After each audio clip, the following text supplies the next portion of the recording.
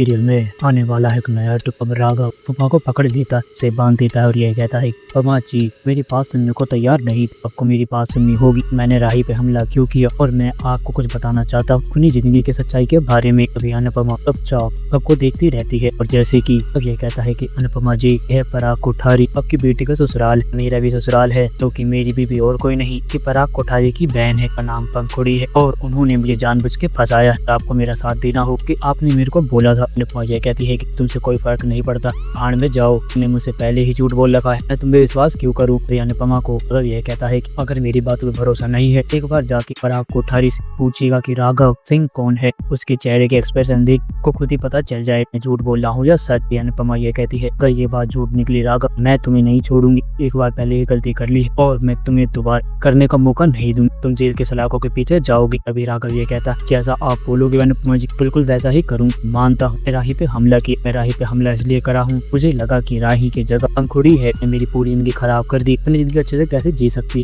तभी अनुपमा ये कहती है तुम्हारा साथ दूंगी राघव, उससे पहले मुझे सारी सच्चाई जाननी है। अनुपमा राघव खोल देता है, ये कहता है बताइए कि मैंने गलत किया है सही। अनुपमा ये कहती है तुम्हें चाहे कुछ भी हो जाए पर तुमने मेरी बेटी के साथ गलत किया है राघव। पर ये कहता है कि मैं मानता हूँ अनुपमा जी पर मैं कुछ नहीं कर सकता था, मैंने देखा वो आपकी बेटी है, काफी डर गया था, राही की जगह और कोई भी हो मैं डर ही जाता, मैं पंखुड़ी समझ के हमला कर रहा था, कोई और निकली, मुझे खुद गिल्ट था, आपकी बेटी की जान की दुश्मन बन चुका था। अनुपमा ये कहती है ये सब बात करने का टाइम नहीं है, जल्द से जल्द राघव कोठारी के पास जाना हो। तभी अनुपमा और राघव पराग के पास पहुंच जाते हैं और अनुपमा ये कहती है कि पराग जी तो आपसे पूछूंगी को सही से जवाब दे पाओगे। राघव ये कहता है कि ये क्या बोले, इसकी तो पहले ही पहरे से बाइयां उड़ गई है। तभी राघव को पराग ये कहता तू एक बार जाके सुधरा नहीं है, ये पता चलेगा राघव दूसरी बार भी जेल जाएगा, एक बार तो मुझे छोड़ चुका था तो देखना तक भूल गया था, अब मैं तुझे छोड़ूंगा नहीं। अनुपमा ये कहती है राघव जी जो आपने राघव के साथ किया वह सारी चीजें सही है, क्या आपकी बहन जिंदा। तभी काफी चौंक जाता है, ये सोचने लगता है कि कार इसे कैसे पता चल। अनुपमा जोशी को सब कुछ पता चल चुका है तो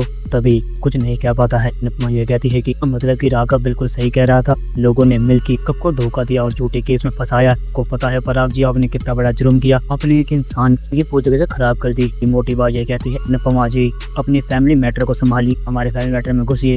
अनुपमा ये कहती है कि मैं समझ में नहीं आ रहा है अब लोगों ने मिलकर सबको धोखा क्यों दी। तभी ये कहती है कि इसने औकात से ज्यादा ही सोच लिया था, मेरी कंपनी में खाली काम करता था, ये सोचा कि ये इस घर का जमाई बन पाएगा, ऐसा बिल्कुल भी होने वाला नहीं था, इसके कर्मों की सजा से जरूर मिलेगी, अभी तक भुगत रहा है। अनिल को चुप कराता है और ये कहता है कि आप ये क्या कह रही हो, वे चुप रहना चाहिए। और आगे कहता है अनुपमा जी को सारी बातें पता चल चुकी है, को हमारा साथ देना चाहिए ना कि किसी बाहर वाले। अनुपमा ये कहती है कि आप लोगों ने कि राघव को एक तो धोखा दिया, आप ये चाहते हो कि आपकी गलती में साथ दूं। आगे कहता है कि आपको नहीं पता आपकी बेटी पे ने हमला किया है, आपकी बेटी की जान लेने की कोशिश करी। तभी राही मेरे पास सोचने लगती है और ये कहती है कि हमला करने वाले का वजह भी लोग ही हैं, क्योंकि अगर आप को छुपाते नहीं, अगर जी के साथ ऐसा होता ही नहीं, अगर ये हमला सिर्फ और सिर्फ यहीं पे पंखुड़ी समझ के करा था, आपकी बहन की वजह से बेटी की जान जाने वाली थी, कुछ बोल सकते हैं पराग जी, आप लोगों को आपके कर्मों की सजा जरूर मिलती रहेगी। उन्हें क्या सोचा आप जुर्म करके बच जाओगे, बिल्कुल भी नहीं हो पराग जी, आप लोगों को अपने